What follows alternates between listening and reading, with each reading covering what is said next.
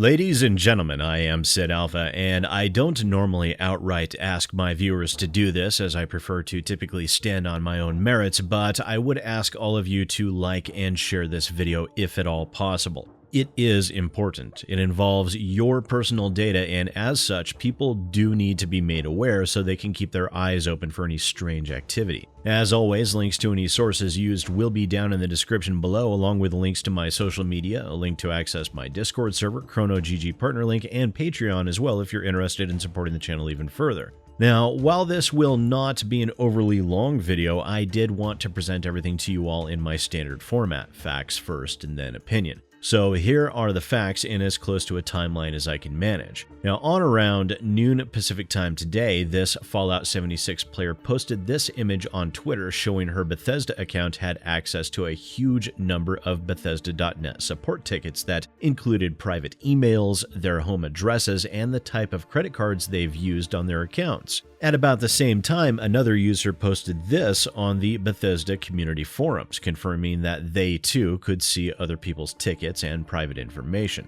Approximately 2 hours later, the Bethesda support Twitter account stated that the help portal was currently down for maintenance. Then about 45 minutes to an hour after that, Lady Devon, a Bethesda community manager, responded to that original poster's thread stating simply, "Hi guys, we've resolved the issue." And that is the information as it currently stands, and truth be told, I almost feel bad for Bethesda on this one.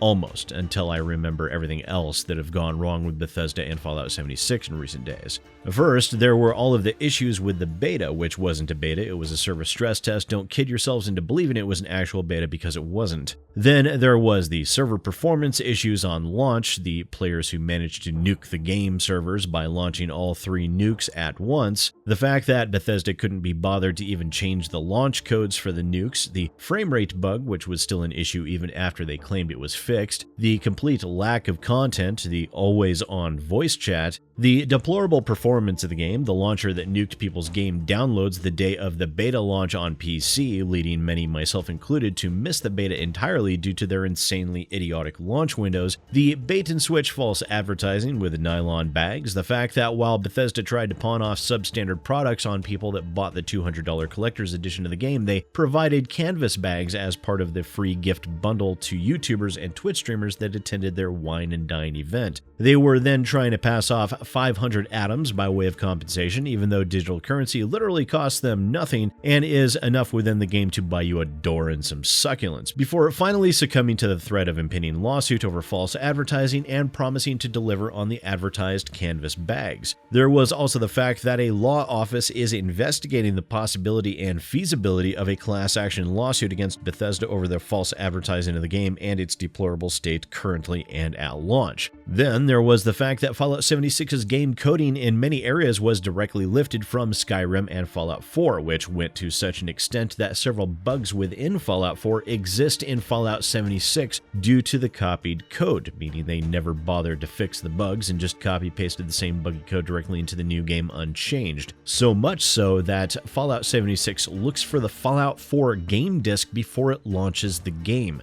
There is also the fact that they used the same textures and all of the same items from Fallout 4 without even so much as being bothered to update them visually. And for that matter, apparently there are a huge number of items lifted from Fallout 4 that are now being sold in the Atomic Shop for real-world money, or I should say atoms that you can either accrue at a glacially slow rate within the game, or you can purchase the atoms for real-world money, which is then used to purchase grossly overinflated items, some of them even placed on a timer. And that is by no means a comprehensive list. In fact, it barely serves as a brief overview of just the larger issues and controversies surrounding the game and its developers since the beta first launched, or tried to, on PC. And now we have a clear and evident breach of private data, which, in addition to their violating US federal law with their false advertising, I'm pretty sure this data leak violates at least 1 or 2 laws enacted in recent years in the UK. And to see Bethesda just blithely shrug such a severe breach of data off is even more concerning.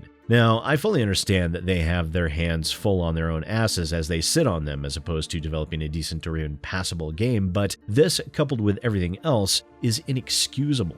Now, a lot of people have asked me in recent weeks when Bethesda will make the Dirty Devs list. Rest assured, they are already on it. I just have to get the video recorded. And judging from the laundry list of issues that have plagued Bethesda, that will be neither easy to do nor will it be a short video to record. That said, Bethesda severely needs to get their act together. This isn't even an issue with the Fallout 76 game any longer. It would seem that Bethesda has much larger issues that will need to be addressed because as it stands now, any gamer would be beyond foolish to put any sort of faith or trust in Bethesda, and not only monetarily, but with any of their personal data that they actually care about keeping private.